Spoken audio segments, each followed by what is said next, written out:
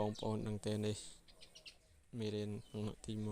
1ហើយមានកូនសិស្សសាលាចង់ឲ្យយើងបញ្យល់ណែនាំខ្លួនយើងដែរពេលទៅសាលារៀននេះហើយក្នុងអក្សរនេះគេដាក់ថាការដើរឆ្លងផ្លូវហើយត្រូវដើរឆ្លងផ្លូវតាមគំនូសកាត់ទៅទាំងថ្នល់យើងមិនអាចដើរតាមផ្សេងនោះបានទេហើយពួកឡាននឹងក៏គោរពតាមចរាចរណ៍នឹងទៅកុំបើកអាំងតែមានឡានមានម៉ូតូបើកលឿនពេកត្រូវចេះគោរពច្បាប់ចរាចរណ៍ហើយកូនសិស្សសាលាដែលគ្នារៀនឆ្ងាយខ្លះទៅឆ្លងថ្នល់ខ្លះទៅមិនឆ្លងហើយត្រូវតែបង្អន់លបឿនកុំបើកបរលបឿនហួសកំណត់លឿនពេកអាណិតដល់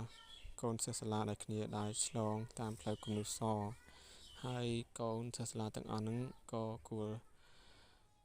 គិតដែរថាផ្លូវគំនូសសនេះសម្រាប់ដើរឆ្លង